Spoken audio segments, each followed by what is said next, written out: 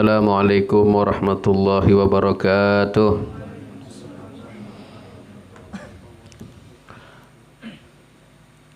Bismillahirrahmanirrahim. Alhamdulillahi rabbil alamin.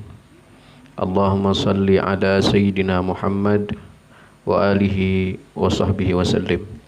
Subhanaka la ilma lana illa ma 'allamtana innaka antal alimul hakim. Wala haula wala quwwata illa billahil aliyil azim. Rabbi shrah li sadri wa yassir li amri wahlul 'uqdatam min lisani yafqahu qawli. Kembali kita lanjutkan kajian kita tentang kitab mengenal Asmaul Husna, masuk kepada nama yang ke-19. Bismillahirrahmanirrahim. Qala al-musannifu rahimahullahu ta'ala wa nafa'na bihi wa bi'ulumihi fid dharaini amin. Mengenal nama Allah Subhanahu wa ta'ala Al-Fattah. Al-Fattah adalah nama Allah Subhanahu wa ta'ala yang ke-19. Al-Fattah artinya yang membukakan. Jadi kalau ada pengertian singkatnya, yang membukakan atau yang maha membuka. Allah Subhanahu wa ta'ala dengan namanya Al-Fattah, dialah yang membukakan pintu. Ada beberapa pintu yang dibuka, yaitu pertama pintu rizki, yang kedua pintu kemenangan, yang ketiga pintu kesehatan, dan yang keempat pintu rahmat. Jadi ada berapa pintu? Rizki, kemenangan, kesehatan, dan pintu rahmat. Ada berapa tuh? 4 ya.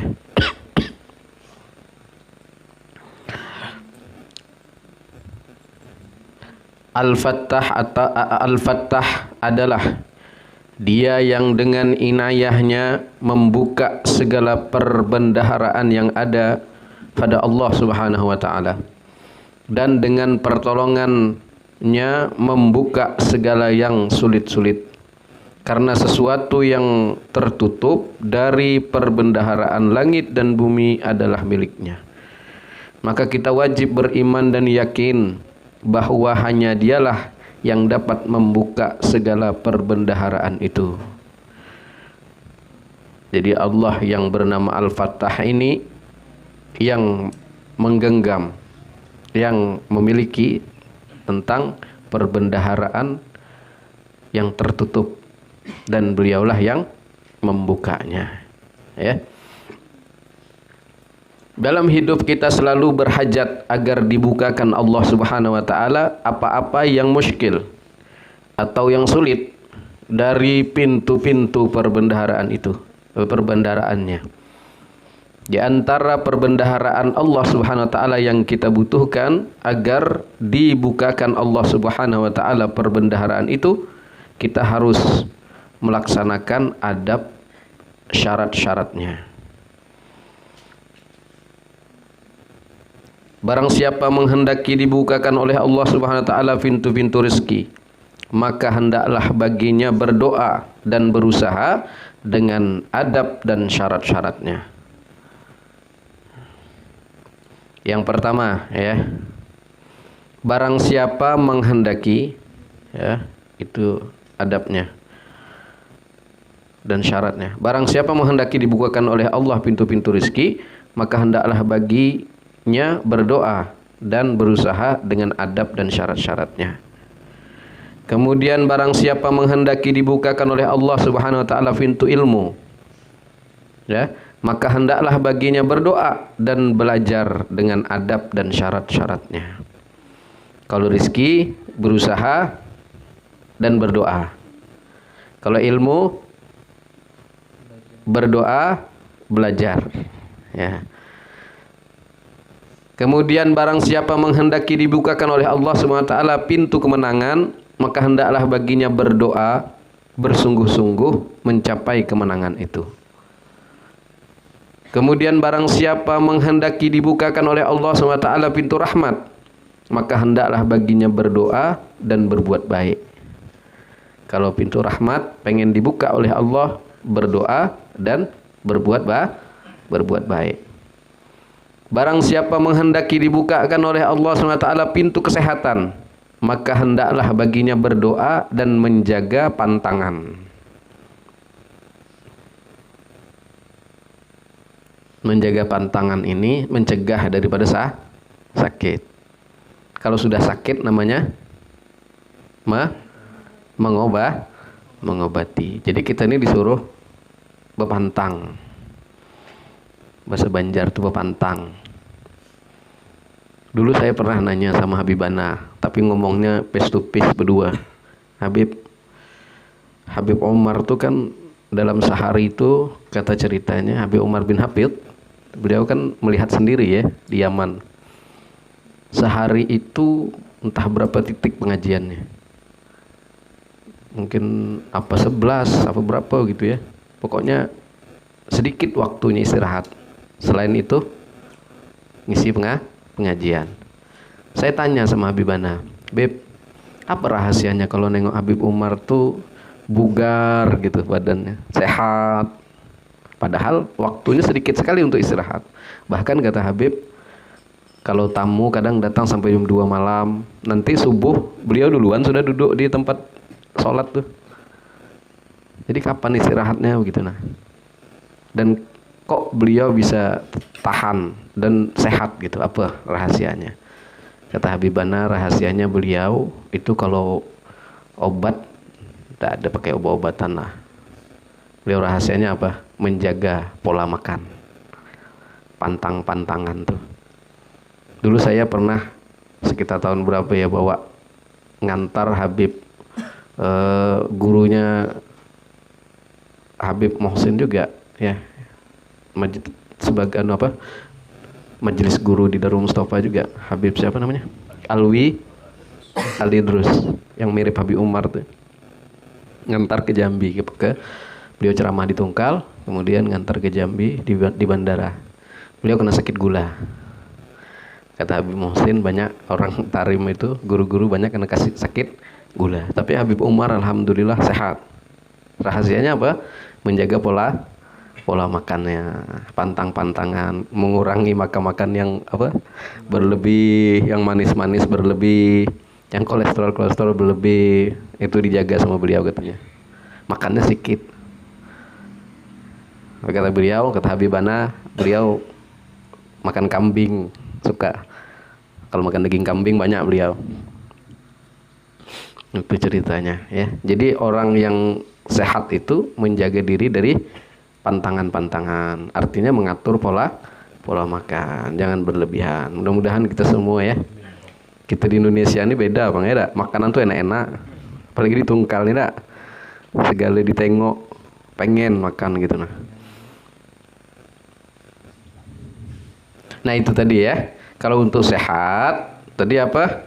Berdoa untuk sehat dan menjaga pantangan atau mengatur pola makan kita. Ada banyak adab-adab dan syarat untuk diterimanya doa, dan telah disimpulkan oleh para ulama ke dalam 3 bagian. Kalau pengen doa kita dikabulkan, kata ulama, disimpulkan oleh mereka ada 3 hal atau 3 bagian yang harus kita lakukan. Pertama, adab yang dilaksanakan sebelum berdoa. Ada adabnya sebelum kita berdoa, bukan ujuk-ujuk langsung berdoa gitu ya. Kemudian adab yang dilaksanakan sedang atau sewaktu kita berdoa. Atau adab yang dilaksanakan setelah atau selesai berdoa. Kita bahas satu-satu. Yang pertama, adab yang dilaksanakan sebelum berdoa yaitu 1, kita perlu menjaga perut. Jangan sampai masuk ke dalam perut kita makanan yang haram. Haram itu ada 2. Ada haram zatnya, ada haram cara mendapatkannya. Ya, ikan tuh halal. Tapi kalau kita beli ikan dari hasil duit mencuri, itu dengan cara yang haram. Itu pun juga termasuk tuh, ya. Apalagi yang zatnya kan babi, anjing, ya. Jadi pertama sebelum kita berdoa tuh bersihkan perut kita daripada kemasukan yang haram. Karena kenapa? Karena makanan yang halal akan melahirkan kekuatan yang baik. Ya. Makanan yang halal itu akan melahirkan kekuatan yang baik. Yang kedua, adabnya adalah mengembalikan hak-hak kezaliman yang pernah diperbuat. Baik masalah harta atau kehormatan. Hutang. Misalnya kan.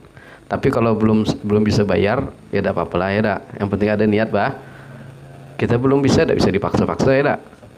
Iya. Yang penting ada niat membayar. Kita semua ini punya utang semua nih. Ya dak. Kalau tak ada utang duit, utang budi. Atau apa? Mengembalikan kehormatan. Maksudnya apa? Kita minta maaf. Kalau mungkin pernah kita menjatuhkan kehormatan orang, menghinakan orang, ya, di belakang dia kita menjatuhkan kehormatannya, menggunjing dia di belakang dia, itu kan menjatuhkan kehormatan dia tuh. Minta maaf, tapi minta maafnya jangan berbilang. Oke, kalau berbilang bertinju lagi. Aku minta maaf ya. Ngapa kau ini minta maaf? Belum lebaran lagi katanya. Buang perangai ya. Tidak. Nak berdoa. Lalu minta maaf apa katanya? Kemarin tuh aku 2 hari yang lalu nyebuti kau di belakang. Nyebuti kau kayak gini. Itu tambah bertinju nanti. Ada caranya. Minta maaf aja. Minta maaf apa? Minta maaf lah. Mungkin aku ada salah. Ya. Baik disengaja atau tidak sengaja. Kayak gitu aja ngomongnya. Nah gitu. Diatur oleh ulama. Boleh. Udah saya ceritakan. Minta maaf ya kemarin tuh aku seharian semalaman kami tak tidur nyebuti kau. Nggak usah. Ya bertinju. Mudarat ya. Minta maafnya gitu. Aku minta maaf. Minta maaf apa nih? Adalah tuh mungkin aku tak sengaja atau sengaja salah. Oh iyalah kata dia. Nah, ikhlasan sudah selesai. Ya. Nah itu, jadi sebelum berdoa usahakan begitu supaya doa kita terkabul. Yang ketiga adalah yakin bahwa doa yang kita mohon itu didengar dan diperkenankan oleh Allah SWT. Jadi ketika berdoa harus yakin, jangan berdoa tak yakin, ya enggak? Berdoa seada-adanya. Kita aja kalau seada-adanya, tak mau dikasih orang, ya enggak? Tapi kalau kita memohon dengan orang butuh nian, itu ada harapan bisa dikasih. Kepada Allah juga gitu. Harus ya yakin. Jangan sampai berdoa, Rabbana taqabbal minna innaka antas, dikabulkan tapi tidak ya. Dalam hati begitu. Nah, itu tak yakin namanya tuh. Ya. Nah, jadi doa harus yakin. Yang keempat, jangan ada keyakinan untuk mencoba-coba amalan atau doa. Tak boleh kita kalau amalan dan doa itu coba-coba, tak boleh. Tak ada adab, soal adab kepada Allah. Ya. Cobalah nih baca zikir ini nih, kali aja nanti tembus. Nah itu jangan tuh, ya. Aku ngamalkan inilah. Mana tahu, jangan. Jangan kayak gitu. Coba-cobalah dulu ngamalkan ini, jangan. Soal adab kepada Allah, ya. Atau aku coba-cobalah berdoa malam nih, tahajud bangun, mana tahu budak tuh hatinya bisa luluh dengan aku. Itu coba-coba namanya tuh, ya. Tak boleh. Kalau memang pengen meluluhkan hatinya, ya serius, ya. Ya. Rahasianya tuh gampang. Kalau pengen meluluhkan hati dia tuh, jangan hatinya yang kita tembak, tapi ke Allah, karena Allah yang maha menggenggam hati. Tapi ada triknya, ada amalannya. Baca ini sekian, ada Ustaz. Nah kita nak bikin SIM kan ada aturannya, ada. Nah ada syaratnya. Syaratnya datang ke guru, ada.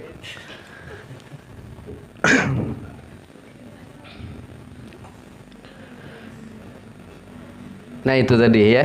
Jadi jangan dicoba, jangan coba-coba, harus yakin, harus benar. Nah itulah adab-adab adab-adab yang besar. Itu ada adab yang penting ya, yang harus diperhatikan. Adapun adab-adab yang kecil ada lagi. Adab-adab sebelum berdoa yang kecil apa? Contohnya seperti kita berwudu sebelum berdoa. Wudu. Nah, itu adab kecil tuh, tapi itu jangan ditinggalkan tuh sebelum berdoa. Wudu dulu. Kemudian menghadap kiblat ya ketika berdoa dan lain-lainnya. Itu adab sebelum berdoa, belum minta kita adabnya. Kemudian yang kedua, adab yang dilaksanakan sewaktu berdoa, yaitu jangan berdoa untuk meminta sesuatu yang haram dan makruh, juga sesuatu yang kita tidak tahu baik buruknya akibat sesuatu itu, kecuali digantungkan dengan jikalau baik bagiku. Pertama, ketika berdoa itu tidak boleh minta yang haram. Ya Allah, aku malam besok mau turun ya Allah, nyongkel rumah orang. Mudah-mudahan tak ada yang nengok. Mudah-mudahan jalannya sukses, mulus jalannya. Nah, itu doa yang haram. Ya Allah, malam besok malam minggu ya Allah, aku nak datang ke rumah dia ya Allah. Cepat jalannya, baguskan ya Allah. Jangan ada rintangan di jalan ya Allah. Datang apel gitu kan. Itu permintaan yang haram, jangan ya. Atau juga yang makruh. Yang makruh, yang dibenci oleh Allah. Itu anukan sendirilah ya. Yang makruh. Jangan. Ya Allah, besok kami kumpul-kumpul ya Allah sampai jam 2 malam. Merokok sampai 1 selop. Rokok kan makruh hukumnya. Ya Allah, habis rokok nih Allah, besok aku nak beli rokok. Itu makruh, jangan. Biarlah dia ada kah tidak kah, ya tak? Tidak usah diminta tuh. Itu makruh. Kemudian juga jangan berdoa yang kita tak jelas. Ini baik apa tidak untuk kita nih? Contoh, ya Allah, kayakan aku ya Allah. Kita tak tahu tuh, kita kaya tuh nanti bakal jadi orang baik apa tidak. Tak tahu nanti kita dikasih duit sebakul, kaya, jadi sombong. Kemudian lupa, lalai ibadah. Makanya kalau kita berdoa, jangan minta sampai situ aja. Koma mas itu. Ya Allah, jadikan aku orang kaya ya Allah. Koma mas itu. Ada lanjutannya apa? Jika itu baik bagiku. Ya Allah, kayakan aku ya Allah jika itu baik bagiku. Harus ada sambungannya ya. Ya Allah, jadikan aku bupati ya Allah kalau itu baik bagiku. Ya Allah, jadikan aku anggota dewan ya Allah jika itu baik bagiku. Boleh, tapi kalau tak ada jika baik bagiku, itu bahaya tuh ya. Tak selesai kita berdoa, maka hendaknya kita selesaikan. Nah, itu termasuk adab ya. Termasuk adab.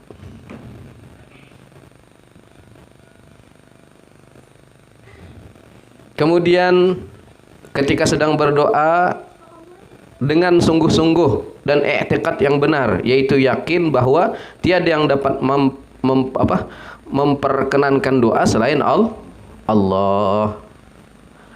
Jadi kita berdoa memang betul-betul kuat keyakinan kita bahwa yang memperkenankan doa hanya Allah. Jangan ada ya ketinggalan kewajiban yang fardu yang ketiga. Ya.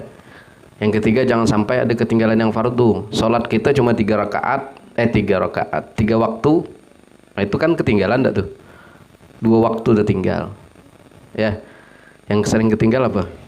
Subuh sama isya. Isya kecapean, tidur sekali bangun jam 8.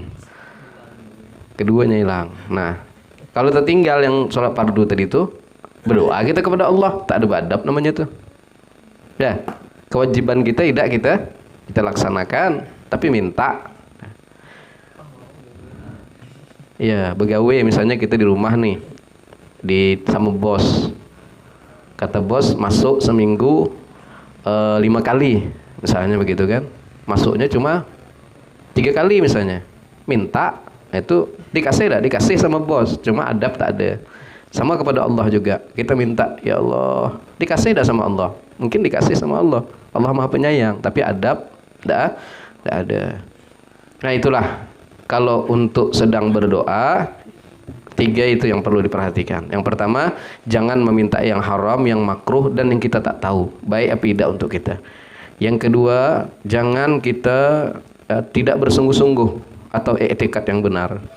Yang ketiga, jangan kita ada ketinggalan kewajiban kita yang fardu. Itu, ya. Nah, itulah perkara yang sangat perlu diperhatikan selain adab-adab yang biasa kita dengar seperti membaca bismillah, basmalah, membaca hamdalah dan sholawat. Selain itu, kalau yang ini sudah wajib kita, amin ya Allah ya rabbal alamin, bismillahirrahmanirrahim, alhamdulillahirabbil alamin, Allahumma shalli wa sallim ala sayyidina Muhammadin wa ala alihi washabbihi ajma'in. Itu harus ada kalau mau doa, ya. Kemudian yang ketiga, adab yang dilaksanakan selesai berdoa, yaitu selesai berdoa, setelah berdoa. Yang pertama, jangan merasa dalam hati kita bahwa Allah Subhanahu wa taala lambat mengabulkan. Kalau kita berdoa tidak terkabul, jangan kita merasa dalam hati itu agak mengerutu begitu, ya. Karena Allah Subhanahu wa taala yang lebih tahu apakah keperluan kita. Dan Allah Subhanahu wa taala menjanjikan mengabulkan doa, tidak menjanjikan segera dikabulkan doa. Ini kan sering saya bilang enggak? Allah menjanjikan pengkabulan doa. Apa ayatnya? Ud'uuni astajib lakum. Doa pasti dikabulkan. Cuma waktunya tidak pernah Allah janjikan segera. Bisa besok, bisa 1 minggu lagi, bisa 1 bulan lagi, bisa 1 tahun lagi, bisa nanti bukan di dunia, bisa jadi nanti di akhir, ya.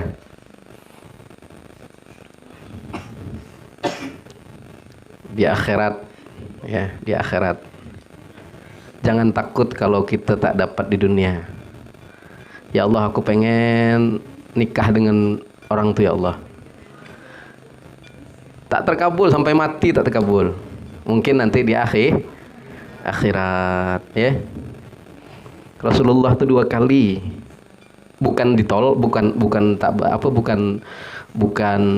Rasulullah itu ditolak, bukan. Mengajarkan kepada kita bahwa cinta itu tidak harus memiliki. Ada teladannya juga, ya. Rasulullah pernah satu ketika sebelum kepada siapa? Kepada Sayyidah Khadijah. Kalau tak salah kakaknya Abu Thalib, kakaknya ya, Ummu Hani ya. Nah, kakaknya Sayyidina Ali karramallahu wajhah.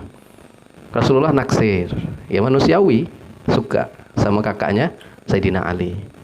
Lalu Rasulullah menyampaikan perasaannya itu kepada Abu Thalib. Nih Ummu Hani sudah dilamar orang lain.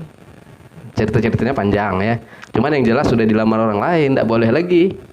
Maka Rasulullah pun tak jadi. Dan dia pun menikah dengan orang lain. Nah, berkembang Islam, menyebar Islam, Rasulullah sudah mantap, sudah ini. Suami daripada Ummu Hani tidak mau masuk Islam. Tidak boleh dia teruskan keluarganya. Ummu Hani masuk Islam. Kemudian bercerailah mereka. Ummu Hani bercerai sama suaminya tadi itu. Tapi Ummu Hani ini banyak anaknya. Lalu yang kedua, Rasulullah masih cinta kepada Ummu Hani ini. Datang lagi Rasulullah, melamar lagi. Kata Ummu Hani, aku ini banyak anak. Aku takut nanti aku tak bisa memenuhi hak-hak kepada suami. Aku nanti sibuk ngurus anak. Siapa yang tak mau dengan engkau wahai Rasulullah SAW? Tidak. Tapi karena aku banyak anak wahai Rasulullah, ya beliau menolak secara halus. Dan Rasulullah tidak mendapatkan cintanya itu. Jadi cinta tidak harus memiliki. Mungkin nanti di akhirat, tidak? Nah. Jadi jangan apa? Jangan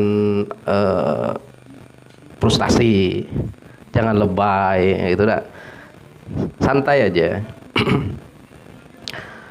Nah, kemudian adab-adab dilaksanakan ketika selesai berdoa tadi apa? Jangan kita mengharapkan cepat dikabulkan atau menggerutu ketika lambat dikabulkan. Dan Allah kadang-kadang mengabulkan doa kita bukan sesuai keinginan kita, tetapi sesuai kebutuhan dan keperluan kita. Kita pengen, ya Allah, aku pengen beli motor, ya Allah. Aku mohon kepadamu dimudahkan untuk bisa dapat motor. Tidak dikasih sama Allah. Ternyata kita dikasih mobil, ya, supaya kita tidak berpanas, tidak kena hujan. Allah kasih yang terbaik. Itu apa, analogi aja, cerita ya. Kadang Allah memberi sesuatu yang lebih baik daripada yang kita inginkan. Kemudian setelah itu hendaklah kita berbaik sangka kepada Allah Subhanahu wa taala bahwa doa kita pasti akan dikabulkan. Berbaik sangka, husnudzon kepada Allah. Jangan suudzon, ya. Baru seminggu berdoa tak dikabulkan, sudah suudzon sama Allah. Kayaknya tak mungkin Allah nak ngabulkan doaku. Nah, itu suudzon. Pasti dikabulkan, cuman waktunya kita tidak tahu. Itu tadi, bisa besok, bisa sebulan lagi, bisa setahun lagi, atau sampai mati tidak kita dapatkan, tapi nanti di akhirat, ya.